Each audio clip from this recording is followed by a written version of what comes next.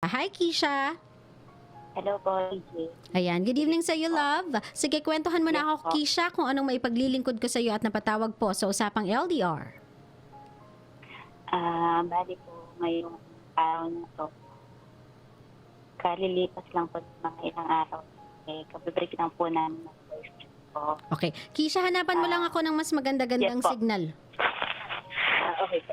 Yan, unfortunately Ayun po, kasi okay na po? Yan. Okay na po? Yes. Okay na po. So, Okay. anong nangyari, love? Bali, kabibreak lang po namin ng boyfriend ko ng mga ilang oras. Ang dahilan po kung bakit kami naghiwalay dahil di naman po kami nag-aaway. Wala naman po kaming ganung malalim na pag-aaway. Siguro, para sa kanya din, gusto mo na hanapin or mag-isip-isip. Kasi po, actually may mga plano na po kami sa future. Like yung syempre, magkaroon ng lupa, magkaroon ng bahay. Ganun. Pero naiba na naman kasi parang may iba na naman kaming another plano na mas mag-abroad pa.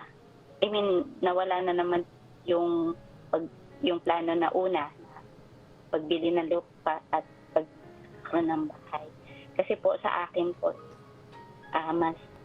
mas kung ano po yung mas opportunity na mas maganda na pwede kaming na maging mas okay yung pagsasama namin. Kasi po, kahit na nasa abroad po kaming dalawa, magkahiwalay po kami ng place. Hindi kami magkasama sa isang lugar. Pero yung iniisip ko po aking paraan is yung magkasama kami sa ibang lugar. Ngayon, medyo naguguluhan siya kasi parang iba-iba yung isip ko. Sa akin naman po ang dinadahilan ko. Kaya lang, hindi naman ako pa iba-iba. Ang inaano ko lang, kung ano yung mas pwede pang ma-improve natin. Kasi ang gusto niya po kasi is yung kapag abroad nga at makauwi na magkasama na po at magkaroon ng bahay. Pero sa akin po kasi kaya gusto ko rin talaga yung mas mag-abroad pa.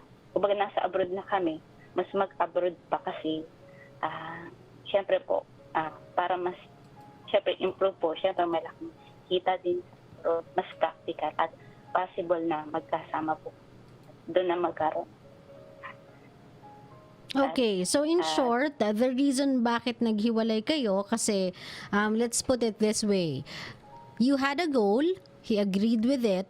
Now you have an even bigger ambition and he's not down with it anymore. Kumbaga, ito na yung goal okay na ako dito, pumayag na ako dito kasi the goal is to be able to invest into something and then finally, kahit papano, go sa Philippines and try to be together. Magkasama tayong dalawa. Kumbaga, let's try our life, both of our lives together.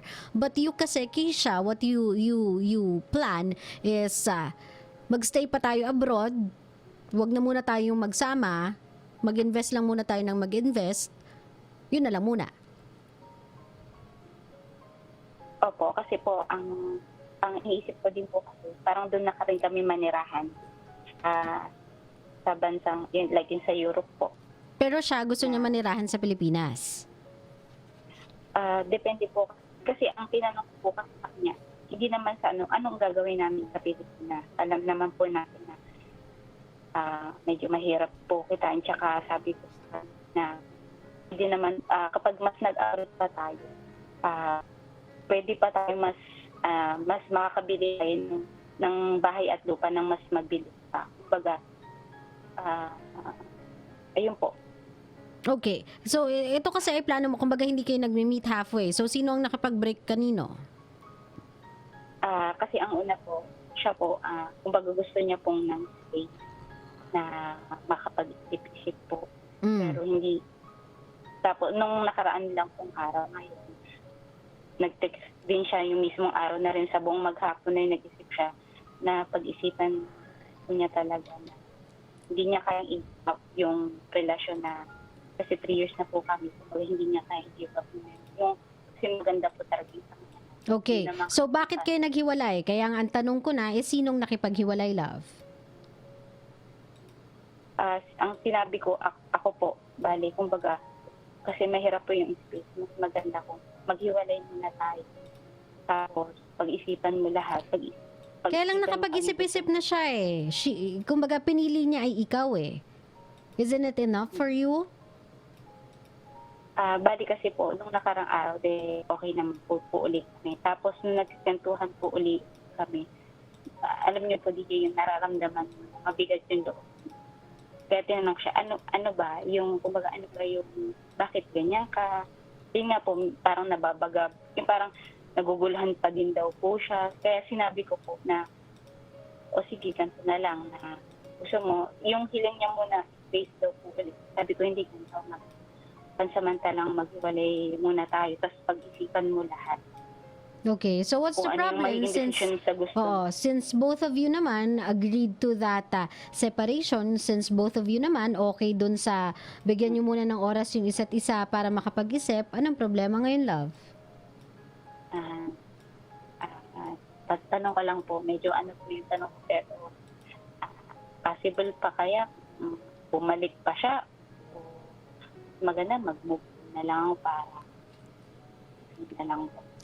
Love, you suggested space. Ikaw yung nag-initiate. Ikaw nag-initiate niyang space na yan. So ngayon, i-accept mo siya as space. Nag-iisip yung tao eh. Kumbaga, Kisha ganito, nag-a-adjust yung tao para sa gusto mo. Siya yung nag-a-adjust sa kagustuhan mo. Siya yung nag-a-adjust in order to be okay with the choice you have in life. Kasi yan yung gusto mo. At gusto mong panindigan yung gusto mong panindigan. So, yung boyfriend mo for 3 years, na gusto nang mag-settle down with you, na gusto nang bumuo ng pamilya with you, even if there's no promise of tomorrow, even if things are unsure, gusto niya nang bumuo ng buhay with you. That offer, tinanggihan mo. Kasi mas marami ka pang pangarap, you still have ambition, and he is trying his best to understand that. He is trying his best na tanggapin yung kagustuhan mo. And even if humingi siya ng space before, bumalik siya sa'yo at sinabi niyang hindi ko kayang ipagpalit yung relationship nating dalawa. And still, sinuggest mo pa rin sa kanya yung space. Kasi feeling mo, hindi pa buo yung loob niyang tanggapin yung trip mo. Kisha, nakikita mo yung gusto kong sabihin of how selfish you have become? Kahit sabihin kasi natin itong pangarap mo ay para sa inyong dalawa, you are deciding on your own eh. And you wanna stand by your decision. I get it. Buhay mo yan eh. You wanna reach something more in life. You wanna be something more in life. I know and I understand and that's a good one. Pero kasi you cannot force someone to be okay with it. Kung ang kagustuhan ng isa kasi is to be able to be with you. Gusto ka na niyang makasama eh. Gusto ka niya nang makapiling. Gusto niya nang mag-start ng buhay niya with you eh. Kasi para sa kanya, magagawa naman siguro ng paraan yung mga bagay-bagay if you guys would go to other places in order to start a new life. It will be a lot easier kasi this time around, you'll be traveling as a, I don't know, married couple or whatsoever. Kahit papaano, meron na kayong pinanghahawakan na dalawa na kayong tumutupod ng pangarap nyo kesa each of sabihin na natin, each of the parties are going elsewhere, siya papunta dito sa kaliwa, ikaw papunta sa kanan, mas maganda nang pumunta kayo dun sa gusto nyong destinasyon ng magkasama. Yun kasi yung pagkakaintindi ko sa gustong gawin ng boyfriend mo eh. Pero in your case kasi, ang gusto mo, gawa ka ng paraan mo dyan, gagawa ako ng paraan ko dito, iisa lang naman yung goal natin, magkita na lang tayo sa dulo. That's what you wanted eh. Pero yung boyfriend mo kasi would want to go through life with you. Having you on his side. Unfortunately kasi, pino-forward mo na it's not something that you are interested in. At least not yet. Kasi may gusto ka pang mas makapag-invest, mas makapag-ganito, which wala namang mali sana eh. Yun nga lang kasi, nakaramdam ka lang ng onting bigat sa loob ng isa, feeling mo na, labag sa loob niya yung ginagawa niya. Well, ang totoo, Kisha, labag naman talaga. Kaya lang ginagawa niya to kasi para sa'yo. Para sa relationship ninyo. And that's something na hindi mo nakita. Kasi nga, fixated ka sa gusto mong mangyari. Nagtatanong naman ako po sa kanya dito. Oo, yung pagtatanong mo kasi, love, ay hindi siya pagtatanong na reading tumanggap ng opinyon.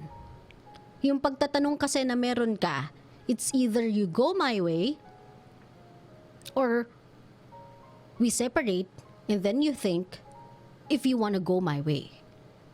That's the kind of question na ini-impose mo sa boyfriend mo. Parang ganito, Kisha. Ilalagay kita sa sitwasyon niya, ako yung boyfriend mo. Parang ganito. Ito yung plano ko. Bibili ako ng kondo. Gusto ko ng kondo instead of lupa. Ngayon, yung kondo kasi pwede nating parentahan pag nasa abroad tayo, yung lupa kasi parang mahirap. Pero siya gusto niya ng lupa. Ngayon, sabi mo, dahil gusto ko ng kondo, kung ayaw mo, maghiwalay muna tayo, pag-isipan mo muna, balik ka na sa akin kung napag-isipan mo na kung gusto mo ng kondo. Pagbalik niya, ang sabi mo, o ano, kondo na tayo? Ganon. Ganon yung way of you asking a question, love. You are not really asking for an opinion. You're asking for a yes to what you want. And that's not really giving a man an option, but to say yes. Kasi if not, he'll lose you in the process. Eh yun yung bagay na he is not yet ready for. Yun yung bagay na he is not willing to give up. You. Ayaw kanyang i-give up eh. Pero hindi niya pa kayang lunukin yung gusto mo. So right now, instead of nag-iisip, actually, sa totoo lang, baka nire-ready niya lang yung sarili niya sa gusto mong mangyari. Lulunukin niya lang yung sarili niya pagbalik niya sa'yo. Tignan mo. Masusunod ka. If ever nababalik man siya. Yung tanong mo sa akin kasi nababalik pa ba siya o magmo-move on na ako, pang selfish din eh. Hanggang sa dulo, sarili mo lang inisip mo. Kamukat-mukat mo, binigyan mo ng pagkakataon yung tao mag-isip, tas biglang iiwan mo sa ere kasi plano mo nang mag-move on. Ano yan, Kish? Anong plano yan? Di ba, love? Yes. Kasi nung una, ikaw na yung pinipili nung tao eh. Pero ayaw mo pa din eh. Kahit ginagawa niya na yung gusto mo, ayaw mo pa din. May nakikita ka pa ding mali. Kasi dito, kaya No, wala akong naiintindihan, love. Hello po. Kaya din po kasi ayoko din umuwi sa Pinas. Kasi po meron po ako ex-husband. Wala naman po kaming anak. Bali, nagloko yung ex-husband ko. Eh, para ayoko na, yung pagtira kasi sa Pilipinas po, sobrang bad memories din po sa akin. Kasi gusto ko na po, kaya rin po gusto ko mag-abroad pa po kasi gusto ko ng bagong buhay para sa amin. Ayun yung in-explain ko naman niya. Kaya nga lang eh, hanggang sa huling pagkakataon siya pa din mag-a-adjust sa'yo, love eh. Sa loob ba ng 3 taon na pinakita niya sa'yo kung anong klaseng lalaki siya? Wasn't he able na burahin kung ano yung nangyari sa'yo sa nakaraan?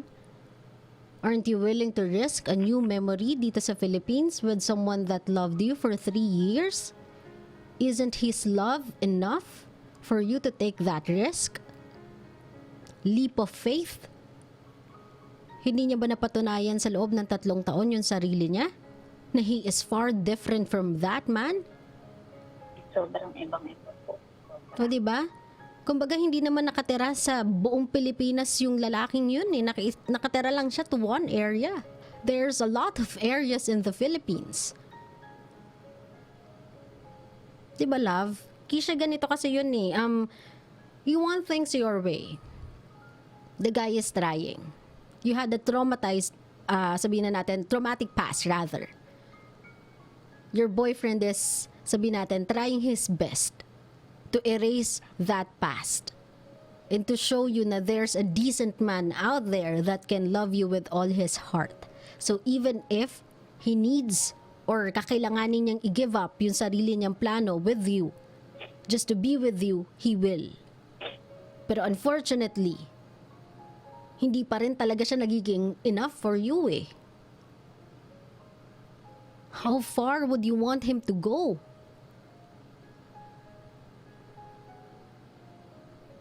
Love, don't only think about yourself. Isipin mo yung partner mo. At least man lang meet halfway with him. Sana ganun, love. Not all the way sa'yo. Kung traumatized ka, sa tingin mo ito hindi nakakatrauma sa kanya? Nakakatrauma din to, love. Hindi lang ikaw yung may trauma sa buhay, kaya wag mong sabihing ikaw lang dapat intindihin, love. Umintindi ka din. If you want to make this relationship work, if you want this relationship to be different than your former relationship, then appreciate the person in front of you who is willing to change for you.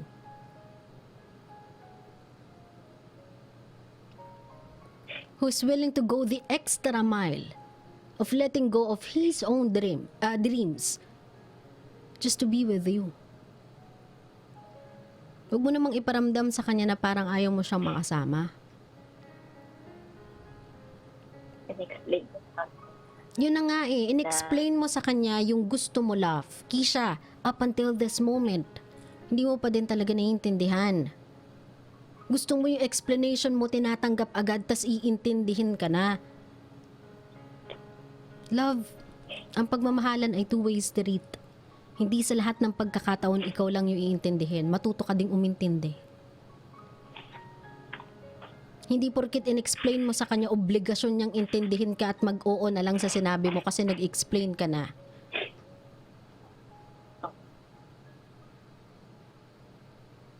Yun, if I were you, love, if you want him back in your life, do something you haven't done before. Sa relationship ninyong dalawa or for the past few conversations you've had with him. Be selfless.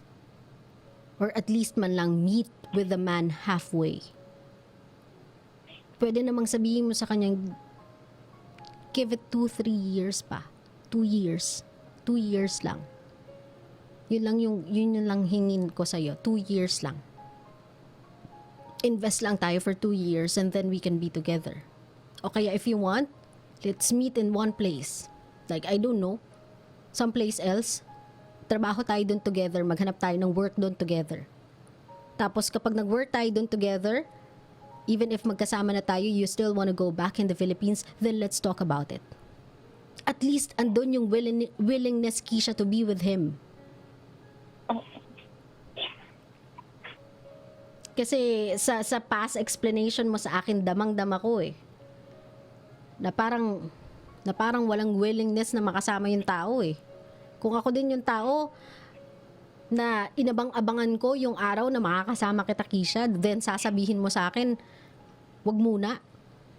Tuloy-tuloy pa muna natin yung pangingibang bansa. Eh, paano kung pagod na ako mangibang bansa? Gusto ko nang makasama ka. Gusto ko nang makapiling ka. Gusto ko nang magtayo ng bagong buhay kasama ka. Kasi buong buhay ko, ito na lang ginagawa ko eh. Ito yung driving force ko eh. Yung araw na makikita ka and then sasabihin mo sa akin, more pa. Naiintindihan mo ko, love? Mm-mm. Mahal, if you really love this guy, just as much as he loves you, try to do something na ginagawa niya para sa'yo. Be willing to sacrifice for him as well. Be willing to meet halfway sa kanya. Be willing to be selfless para sa kanya. Kapag natuto kang magbigay, magbibigay din siya. And then you'll find each other sa same decision. Kasi siya nag-a-adjust, pero ikaw kasi all the way hindi ka nag-adjust eh. Pero kapag natuto kang mag-adjust, para naman sa gusto niya, at nagkaroon kayo ng sabihin na natin commonality sa mga gusto nyong mangyari, tignan mo, magkakasundo kayo. And not long enough, magkakasama na kayo. Which is something that both of you wants. Naintindihan mo ko, love? Mm-mm. Stop making the person adjust all the way for you, mahal. Mahihirapan din siya. Ngayon, kung meron kang gustong sabihin dito sa lalaking to na unfortunately, hinayaan mong makawala sa'yo but you know deep within you, you love him so much. And he means the world to you. If nakikinig siya sa'yo ngayon, Kisha, anong gusto mong sabihin dito sa ex-boyfriend mo that you want back?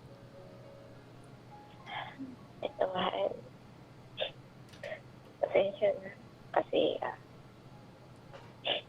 masyado lang akong malalim mag-isip kasi gusto ko talaga na sobrang maayos yun. Saka yung magkasama tayo at magkaroon tayo ng pamilya. Talaga. Gusto ko lang na maging maayos. Kasi tulad na lang na pareho tayo. Broken family. Gusto ko talaga maayos kahit pag nagkaroon na tayo ng gusto ko talaga maayos lang talaga. Kaya masyadong siguro naging perfectionist ako. Dahil sa sobrang gusto ko lahat step by step maayos lahat. Pero minsan siguro hindi ko na rin napapakinggan yung gusto kahit alam ko naman na may mga bagay na gusto ka pero mas nasusunod yung akin kahit na nagkakaintindihan tayo sa pag-uusap pero mas nasusunod yung sa akin gusto tayo. Pero wag kang mag-alala kapag bumalik ka mas papakinggan ko na lang gusto mo magkasundunan tayo. Alam ko naman nagkakasundo tayo sa lahat ng bagay. Kasi boys, masyado na siguro traumatic nangyari sa akin yun. Pero kaya ko naman magpakumbaba. Kasama lang tayo. Yun lang po, BJ. Kisha, ganito, no, love. Do not punish him because of your past. He has nothing to do with it. If not, he is willing to erase the pain you went through because of that. So let him in. Let him do his thing. Let him love you the way you should be loved. Let him be there for you. Let him prove to you na he is nothing like that man. Huwag mo siyang i-judge because of what happened sa'yo sa past. I get it, traumatized ka. Pero huwag kang magpakain sa trauma. Now you have someone with you. Kumuha ka na nung unang hakbang.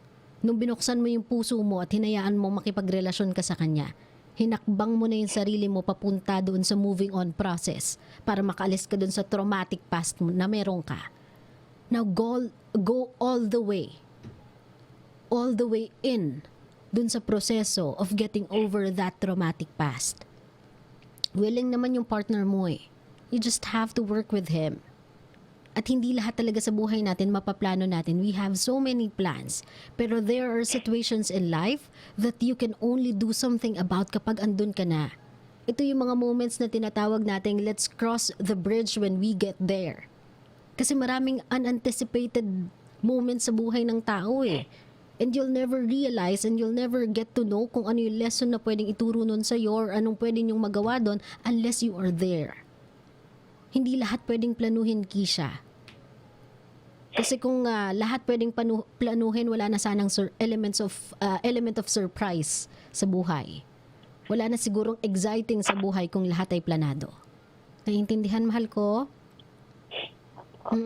Bigyan mo ng pagkakataon yung sarili mong sumaya. You've been bound sa past na yan for far too long. And now, there's a guy in front of you that's, sabihin na natin, hindi man nangangako ng habang buhay, nagbibigay sa'yo ng potensyal na maging masaya yung future mo. Huwag mong ikulong yung sarili mo sa nakaraan. Bigyan mo yan ng pagkakataong sumaya. Naintindihan, love? Yes po, DJ. Maraming salamat Salamat for po. calling my show, Kisha, ha? Ingat ka lagi, love, okay? Opo. Salamat, Thank you love. po, DJ. Bye-bye po. Hi, kabisyo! Huwag tayong magpakulong sa nakaraan. Kung ano man po yung nangyari sa atin sa nakaraan, hindi natin dapat hayaan yung baguhin or hadlangan ang kasiyahan natin sa kasalukuyan. Kaya nga siya parte ng nakaraan eh. Kasi kailangan na natin silang kalimutan. In every relationship, we must learn how to give. Hindi tayo pwedeng take lang ng take. And not because feeling natin ito yung tama, kailangan yun na din yung maging tama para sa partners natin. Kaya nga tayo tinawag na partners eh. In every single aspects of our lives together, we have to go hand in hand. Decision making is included. Hindi pwedeng ikaw lang lagi. Kasi whatever you think may be right para sa inyong dalawa is not something na absolutely right for the person eh. Or may not be absolutely right for the person. So learn how to meet halfway. Ang tawag dito sa relasyon, compromise. Learn how to compromise. I do this, you do that, let's do it together, then we'll get there. Okay?